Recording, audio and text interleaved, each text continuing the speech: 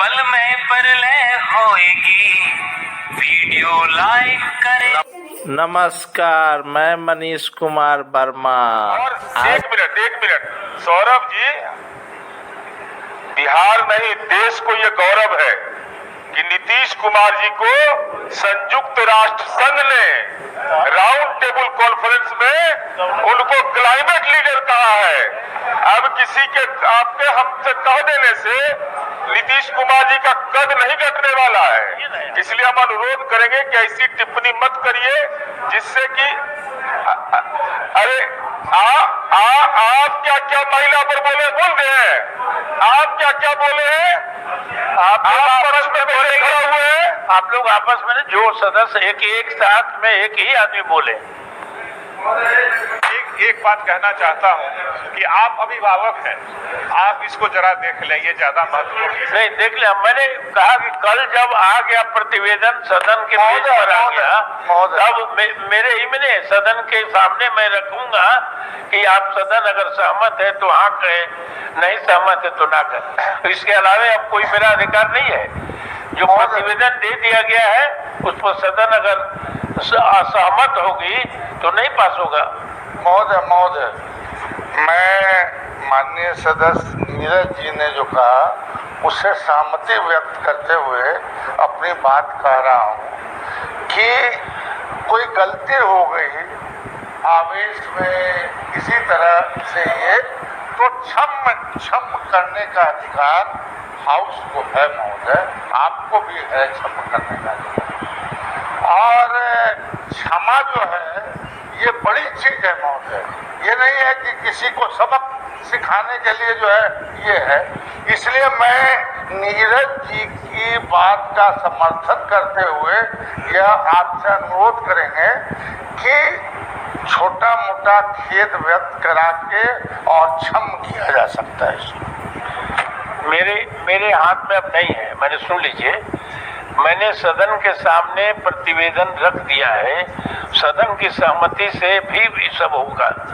अब मैं पूछूंगा सदन से कि क्या होगा। मैं आपकी अनुमति से कहना चाहता हूँ कि मान लीजिए ये आचार समिति का प्रतिवेदन आ गया, इस पर मेरा एक सुझाव है कि गलती हुई है और पिछले दिनों भी कहे थे कि गलती के लिए माफी भी होता है और राज जब चलाना है तो हृदय उदार होता है राजा का। और आपसे हम कहना चाहते हैं कि आ गया है तो दलीय नेताओं को बुला के एक बार विचार करके मुख्यमंत्री जी से अवसर दिया जाए माफी मांगने का और हाउस से भी माफी मांगने का।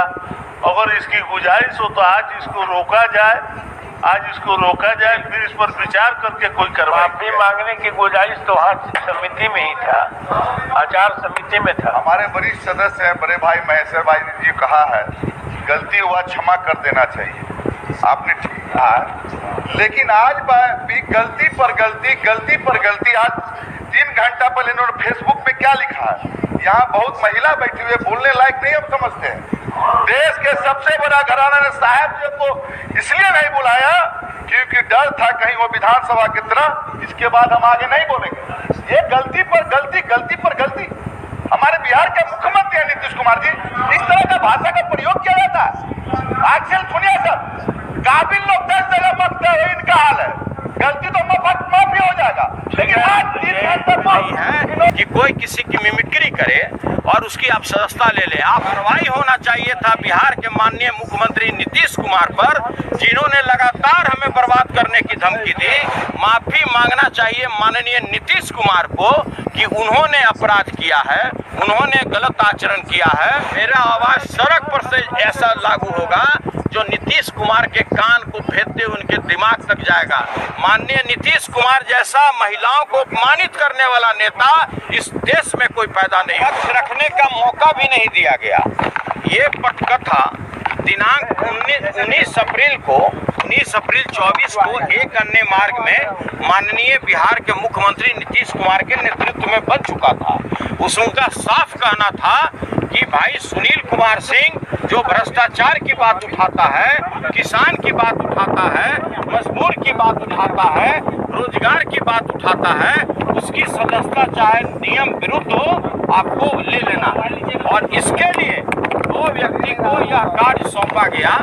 एक को लोभ दिया गया कि भाई आपको उप सभापति बनाया जाएगा और एक को लोकसभा का टिकट देने का प्रलोभन दिया गया। और इस प्रलोभन के दबाव में सारा कुकर्म कराया गया उन लोगों से। आप लोग ये भी जानते हैं कि जो नियमावली बनाई गई है बिहार विधान परिषद की संचालन नियमावली, इसमें दंड में कहीं भी प्रावधान नहीं है कि आप किसी सदस्य का सदस्यता ले लें। तो आपने ये भी देखा होगा कि जिस तरह से आज सदन में जब नेता प्रतिपक्ष ने कहा कि भाई यह जो आप इस मामले को लाए हैं इस पर चर्चा होना चाहिए, सभापति महोदय ने हम लोगों को आश्वस्त किया कि भाई इस पर चर्चा जिस समय ये आएगा हाफ टाइम के बाद कराया जाएगा। लेकिन उसको आनन फानन में हाफ टाइम के पहले ही हाँ ना करके समाप्त करा दिया गया। मैंने उठ करके बोला कि भाई जिसको फांसी दी जा रही है कम से कम उसकी बात तो सुन लीजिए। और ये बिल्कुल यह लोकतांत्रिक मूल्यों का हत्या है जो आज जो सदन में हुआ है ये सदियों तक लोग याद रखेगा। आज यह सदन का बिल्डिंग भी कह रहा है कि न्यायपूर्ण निर्णय हुआ है। आप किसी कर्मचारी से बात कीजिए, किसी सदस्य से बात कीजिए, सभी लोगों ने कहा है कि ये लोकतांत्रिक मूल्यों का हत्या है। आचार समिति की और को नहीं जा रहे थे, कहा जा रहा था बिल्कुल यह फर्जी आरोप है। जितने बार भी हमको नोटिस मिला उस समय लोकसभा का चुनाव चल रहा था, मैंने कहा कि राष्ट्रीय जनता दल ने मुझे स्टार कैंपेनर बनाया है, मैं सारण का प्रभारी हूं, इसलिए जैसे ही लोकसभा का चुनाव खत्म होगा मैं आपके दिए हुए तिथि पर उपस्थित होकर सभी वस्तु स्थिति की जानकारी दूंगा। उसके बाद उन्होंने कहा कि नहीं आप लास्ट 12 तारीख को आइए, नहीं तो मैं एक तरफा फैसला ले लूंगा। 12 तारीख को उपस्थित होकर मैंने समिति के समक्ष कहा कि भाई जब तक हमको साक्ष्य नहीं दीजिएगा नेचुरल जस्टिस के तहत, जब तक आप वीडियो का क्लिप नहीं दीजिएगा तब तक हम कैसे जवाब दे सकते हैं। इसके बाद भी मुझे न तो साक्ष्य उपलब्ध कराया गया न वीडियो क्लिप उपलब्ध कराया गया। और समिति के 3 सदस्य, समिति में 6 सदस्य थे, 3 समिति ने यह लिख करके दिया है कि भाई जो यहाँ पर प्रक्रिया चल रहा है, जो इसका प्रोसीडिंग है वो हम लोग को कृपया उपलब्ध कराया जाए। जो कमेटी के सदस्य थे यह निर्णय क्या हो रहा है एक तरफा, उन लोग को भी उपलब्ध नहीं कराई गई। उन लोगों ने भी लिखित रूप से सभापति को दिया है। इतना ही नहीं, आपने ये भी देखा होगा कि कहीं भी दंड में, कहीं भी उसमें निष्कासन का और किसी भी तरह का सदस्यता उसका लेने का कोई प्रावधान नहीं है। इसमें दंड में स्पष्ट लिखा हुआ है। लेकिन इस तरह से गैर कानूनी कार्य करके नीतीश कुमार जी के दबाव में आप अच्छी तरह जानते हैं कि जिस तरह से यहाँ भ्रष्टाचार व्याप्त है, लगातार हमारी राष्ट्रीय जनता दल यह मामले को सदन में उठाती थी, हम लोग इस मामले को उठाते थे और इसी का खामियाजा हमें भुगतना पड़ा। कार्रवाई होना चाहिए था बिहार के माननीय मुख्यमंत्री नीतीश कुमार पर, जिन्होंने लगातार हमें बर्बाद करने की धमकी दी। नीतीश कुमार पर कार्रवाई होना चाहिए। जिस तरह से उन्होंने महिलाओं को अपमानित करने का काम किया और जिस तरह से दोनों सदन में उनका बयान आया, कार्रवाई उनके ऊपर होना चाहिए। कार्रवाई उनके ऊपर होना चाहिए।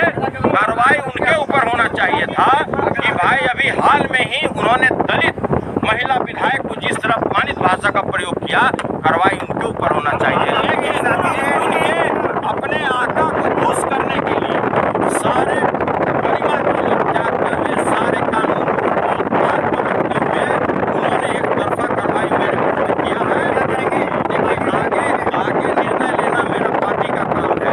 राष्ट्रीय जनता दल के राष्ट्रीय अध्यक्ष आदरणीय लालू प्रसाद जी ने सदन में गरीबों की बात रखने के लिए, अल्पसंख्यकों की बात रखने के लिए, किसानों की बात रखने के लिए हमको भेजा था और हम लोग 100% जेपी न्यूज सत्य, संघर्ष और अपना ज्ञान बढ़ाने के लिए MSJP न्यूज एक बार अवश्य देखें। अपना राय कमेंट बॉक्स पर अवश्य भेजें। जय हिंद, भारत माता की जय।